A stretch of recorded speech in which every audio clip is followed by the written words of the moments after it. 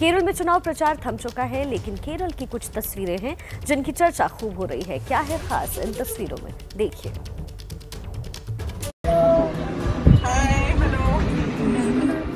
बच्चों के साथ खाना खाते हुए राहुल गांधी वीडियो कॉलिंग के जरिए इन बच्चों की बात अपनी बहन प्रियंका गांधी से करवा रहे हैं।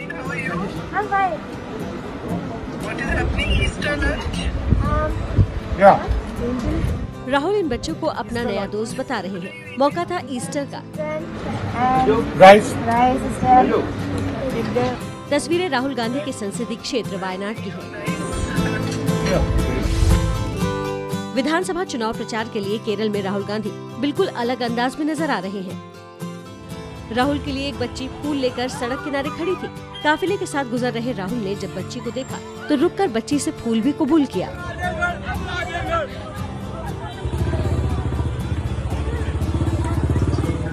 लग्जरी गाड़ियों से चलने वाले राहुल ऐसे ही कलपेट्टा में अचानक ऑटो में सवार हो गए और ड्राइवर से पेट्रोल, डीजल, गैस के बढ़ते दाम पर चर्चा करने लगे।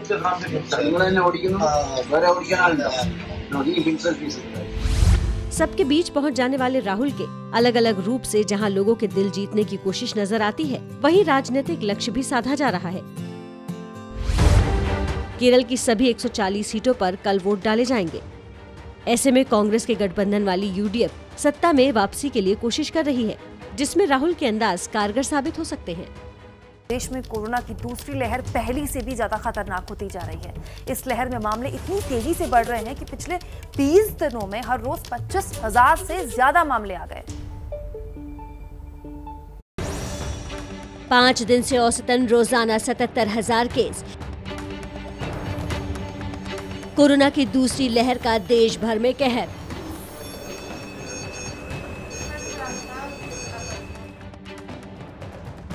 कोरोना के केस तेजी से बढ़ रहे हैं, फिर भी लोगों की लापरवाही नहीं थम रही।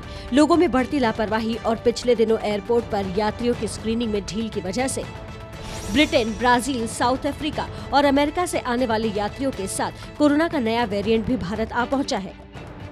कोरोना के इस नए वेरिएंट की वजह से पिछले 5 दिनों में कोरोना केस का औसत 77,930 तक पहुंच चुका है। 31 मार्च को देश में कोरोना के 53,480 केस सामने आए थे। उसके बाद 1 अप्रैल को ये आंकड़ा बढ़कर 72,330 तक पहुंच गया। 2 अप्रैल को कोरोना के 81,466 केस, 3 अप्रैल को 89,129 केस और कल यानी 4 अप्रैल को कोरोना मामले 93,249 के पार पहुँच गए।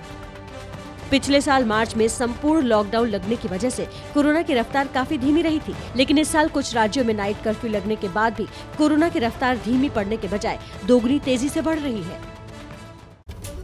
तो कोरोना का ग्राफ तेजी से बढ़ता नजर आ रहा है और महाराष्ट्र की हालत भी कुछ ऐसी है। महाराष्ट्र अब लॉकडाउन की तरफ दोबारा लौट चुका है। क्या है महाराष्ट्र के हालात और सरकार को क्यों होना पड़ा सख्त, देखिए।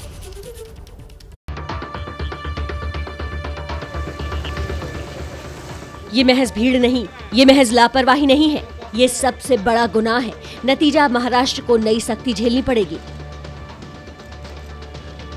महाराष्ट्र में वीकेंड पर पूरी तरह लॉकडाउन रहेगा। शुक्रवार रात 8 बजे से सोमवार सुबह 7 बजे तक महाराष्ट्र में लॉकडाउन रहेगा। वीकेंड पर आवश्यक सेवा यातायात छोड़कर पूरी तरह पाबंदी रहेगी। हफ्ते के बाकी दिन रात 8 बजे से सुबह 7 बजे तक नाइट कर्फ्यू रहेगा। आज से 30 अप्रैल तक के लिए धारा 144 लागू कर दी गई है। धार्मिक स्थल, मॉल, बाजार, होटल, रेस्टोरेंट, बार बंद रहेंगे। स्कूल और कॉलेज भी बंद रहेंगे। शादी में 50 और अंतिम संस्कार में 20 लोग शामिल हो सकेंगे। सरकार को जिन हालात में ये कदम उठाने पड़े, उसकी नींव डाली लगातार बढ़ते हुए कोरोना के आंकड़ों ने। महाराष्ट्र में 24 घंटे में रिकॉर्ड 57,074 मामले दर्ज किए गए, जबकि 222 लोगों की मौत हुई। मुंबई में 11,163 नए केस सामने आए और 25 लोगों की जान चली गई। विंटर कैपिटल नागपुर में 4,110 नए केस सामने आए और 62 लोगों की मौत हुई है। इन आंकड़ों के लिए ईंधन का काम लोगों की लापरवाही ने किया है। महाराष्ट्र में बिगड़ते हालात को देखते हुए सभी दलों ने सरकार के फैसले का समर्थन किया है।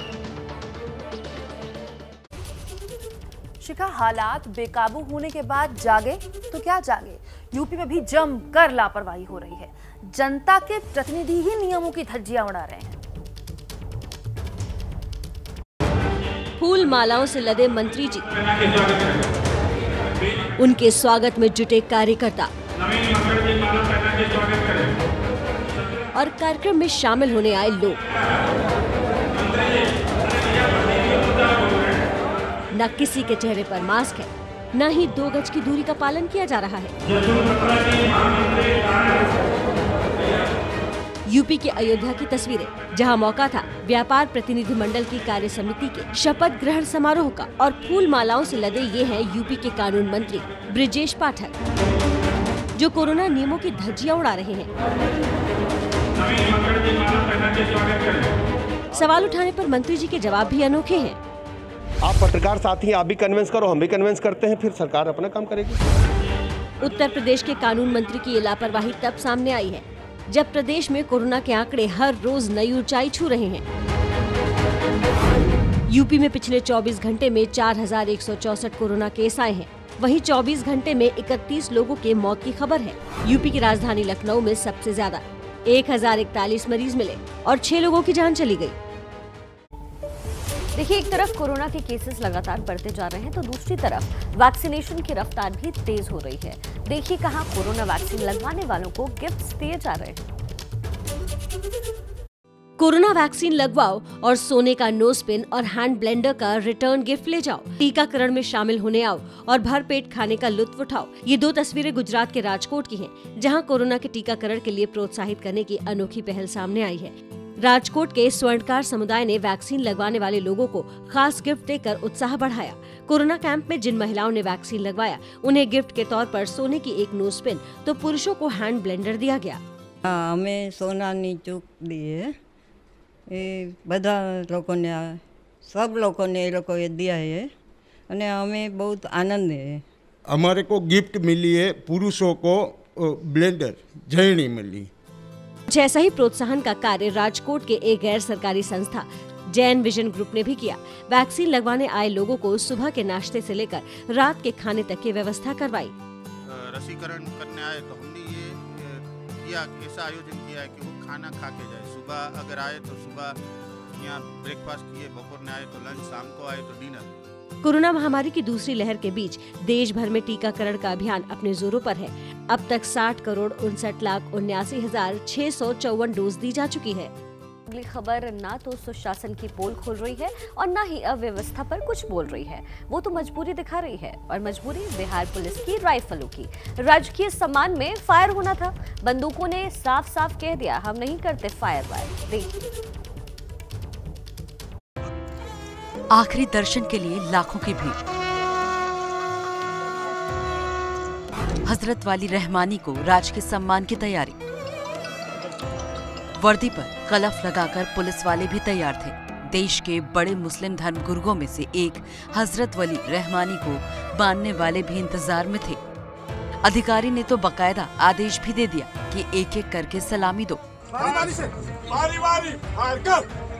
बिहार पुलिस के इन रणबांकुरों ने बंदूक ऐसी शान से हवा में तानी कि मानो अपने हौसलों से आसमान में सुराख, दुश्मन का जहार, सिरफिरे पाकिस्तान की आवाज सब एक ही गोली में ठाए कर देंगे।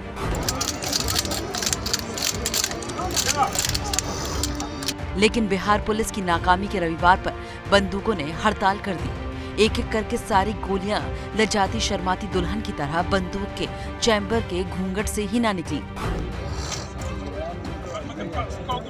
सामने सूबे के डीएम, डीआईजी, एसपी मूक दर्शक बनकर अपनी पुलिस की चांदमारी देखते रहे। फिर मुंगेर के मुंगेरी लालों ने बंदूकें ठीक करने का बीड़ा उठाया।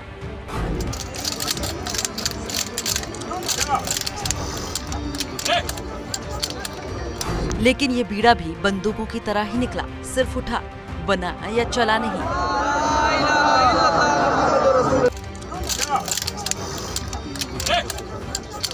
मौके की नजाकत और अधिकारियों के सामने होती मलानत देख बिहार पुलिस के कुछ संजय लीला भंसालियों के दिमाग का बल्ब जला। उन्होंने गोलियों का प्लेबैक करा दिया।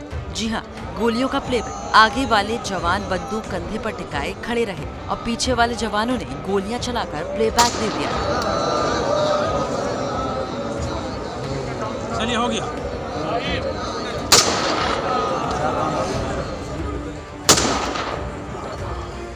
राजकीय सम्मान में चलनी थी 10 गोलियां, पर प्लेबैक में चली सिर्फ 4। आसपास के लोगों का सब्र भी जवाब दे गया और 4 गोलियों के बाद ही हजरत वली रहमानी को सुपुर्द खाक किया गया। इस बीच एक बड़ी खबर बाहुबली मुख्तार अंसारी को लेकर बड़ी खबर यह है कि तमाम खींचतान के बाद आज पंजाब से यूपी लाया जाएगा मुख्तार अंसारी को। ब्रेकिंग न्यूज इस समय की यह है कि बांदा पुलिस थोड़ी देर में रवाना हो जाएगी पंजाब के लिए। बांदा पुलिस ने तमाम तैयारियां पूरी कर ली हैं। पुलिस के साथ पीएसी के कमांडोज भी रहेंगे। मुख्तार को सड़क के रास्ते यूपी लाया जाएगा। पंजाब की रोपड़ जेल में बंद मुख्तार अंसारी का कोई दांव काम नहीं आया। यूपी की जेल में बचने की तमाम जुगत के बावजूद उसे वापस लेने की तैयारी मुकम्मल हो चुकी है। डॉन मुख्तार अंसारी को यूपी के बांदा जेल ले जाने की जिम्मेदारी एडीजी प्रयागराज को सौंपी गई है। इस टीम के साथ आईजी चित्रकूट मंडल भी साथ रहेंगे। मुख्तार को सड़क के रास्ते बांदा जेल पहुँचाया जाएगा।